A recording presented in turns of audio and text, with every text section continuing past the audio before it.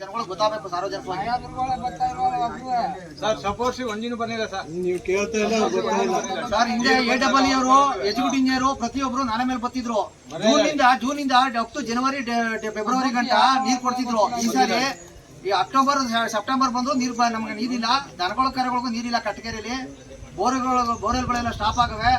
ತುಂಬಾ ನೀರಿಗೆ ಆಕಾರ ಬಂದಿದೆ. ಹಂಗಾದ್ರೂ ಯಾರು ಗಮನ ಹರಿಸ್ತಿಲ್ಲ. ಹಂಗಾಗಿ ಈ ಘನ ಸರ್ಕಾರದಲ್ಲಿ ನಮಗೆ ಬಹಳ ಅನ್ಯಾಯ ಆಯ್ತಾ ಇದೆ. ರೈತರಿಗೆ ಯಾವುದೇ ರೀತಿ ಅನುಕೂಲ ಆಯ್ತಾ ಇಲ್ಲ. ಅದ್ರ ಬಗ್ಗೆ ನಮ್ಗೆ ನೀವು ಕೂಡಲೇ ಸಂಬಂಧಪಟ್ಟವ್ರಿಗೆ ದೂರು ನೀಡಿ ನಮ್ಗೆ ರೈತರಿಗೆ ಅನುಕೂಲ ಮಾಡ್ಕೊಡಿ. ಮಾಜಿ ಶಾಸಕರಾದ ಅಂದಾನಿ ಸಾಹೇಬ್ರಿಗೆ ನಾವು ಮನವಿ ಮಾಡ್ತಾ ಇದ್ದೀವಿ, ದಯವಿಟ್ಟು ಈ ರೀತಿ ಹಿಂದೆ ಯಾವುದೇ ರೀತಿಯಲ್ಲಿ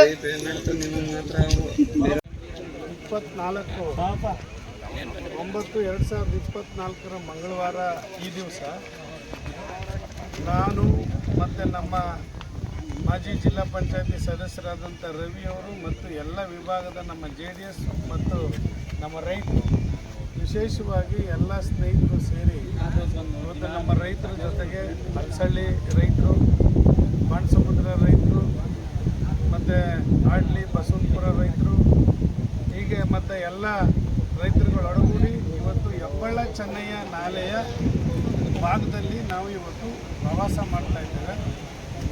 ಈ ರೈತರ ಸಮಸ್ಯೆಗಳನ್ನು ಆಲಿಸಿ ರೈತರ ನೀರಿನ ಬವಣೆಯನ್ನು ನಮ್ಮ ಅಧಿಕಾರಿಗಳಿಗೆ ತಿಳಿಸಲಿಕ್ಕೆ, ಸರ್ಕಾರದ ನೀರಾವರಿ ಇಲಾಖೆಗೆ ತಿಳಿಸಲಿಕ್ಕೆ ಮತ್ತು ನಮ್ಮ ನಾಯಕರಾದಂಥ ಕುಮಾರಸ್ವಾಮಿ ಅವರಿಗೆ ಈ ಭಾಗದ ರೈತರ ಸಂಕಷ್ಟ ಮತ್ತು ನೋವನ್ನು ತಿಳಿಸಲಿಕ್ಕೋಸ್ಕರ ನಾವು ಇವತ್ತು ಪ್ರವಾಸ ಮಾಡ್ತಾ ಇದ್ದೀವಿ.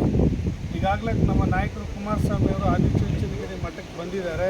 ಅವ್ರ ಗಮನಕ್ಕೂ ಕೂಡ ತಂದಿದ್ದೀವಿ. ಅವರು ನಮಗೆ ನಿರ್ದೇಶನ ಮಾಡಿ ಈ ಭಾಗದ ಕಸ್ಬಾ ಭಾಗದಲ್ಲಿರ್ತಕ್ಕಂಥ ಹೆಬ್ಬಾಳ ಚೆನ್ನಯ್ಯ ನಾಲೆಯ ಭಾಗದಲ್ಲಿ ಅಚ್ಚುಕಟ್ಟು ಮಾಡ್ತಾ ಇರ್ತಕ್ಕಂಥ ರೈತರ ಸಮಸ್ಯೆಗಳನ್ನು ನೋಡಲಿಕ್ಕೆ ಇವತ್ತು ನಮ್ಗೆ ನಿರ್ದೇಶನ ಕೊಟ್ಟಿದ್ದಾರೆ. ಜೊತೆಗೆ ನಾನು ಕೂಡ 2 ಬಾರಿ ಶಾಸಕನಾಗಿ ಈ ಭಾಗದಲ್ಲಿ ಕೆಲಸ ಮಾಡ್ತಕ್ಕಂಥ ಸಂದರ್ಭದಲ್ಲಿ ಇವತ್ತು ಈ ಭಾಗದಲ್ಲಿ ಅತಿ ಹೆಚ್ಚು ಭತ್ತವನ್ನು ಬೆಳೀತಾ ಇದ್ದಂಥ ರೈತರಾದ ಇವತ್ತು 2 ವರ್ಷಗಳಿಗೆ 2024ರಿಂದ ಇಲ್ಲಿ ಬೆಳೆಯನ್ನೇ ಒಡ್ಲಿಲ್ಲ ರೈತರು. ಅಂಥ ಪರಿಸ್ಥಿತಿ ನಿರ್ಮಾಣ ಆಗಿದೆ.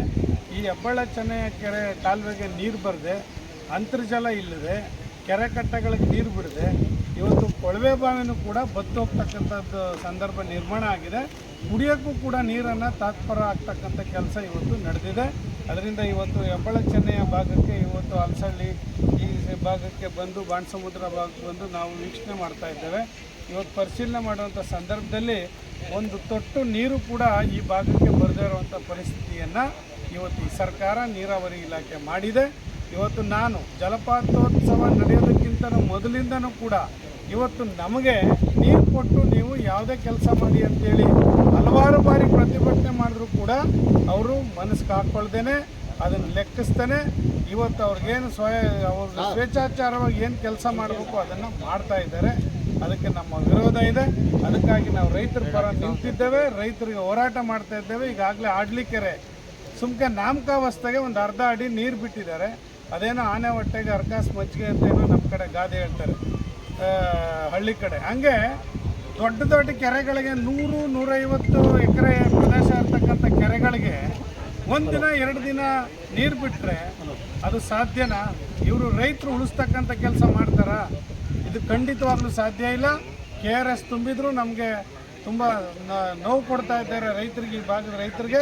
ಅದರಲ್ಲಿ ವಿಶೇಷವಾಗಿ ಹೆಬ್ಬಾಳ ಚೆನ್ನಯ್ಯ ನಾಲೆ ಭಾಗದ ರೈತರಿಗೆ ಅನ್ಯಾಯ ಆಗ್ತಿದೆ. ಕೂಡಲೇ ಸರಿ ಮಾಡಬೇಕು ಅಂತೇಳಿ ನಾನು ನೀರಾವರಿ ಇಲಾಖೆ ಮತ್ತು ಜಿಲ್ಲಾಡಳಿತವನ್ನು ಒತ್ತಾಯ ಮಾಡಲಿಕ್ಕೆ ಬಯಸ್ತೇನೆ.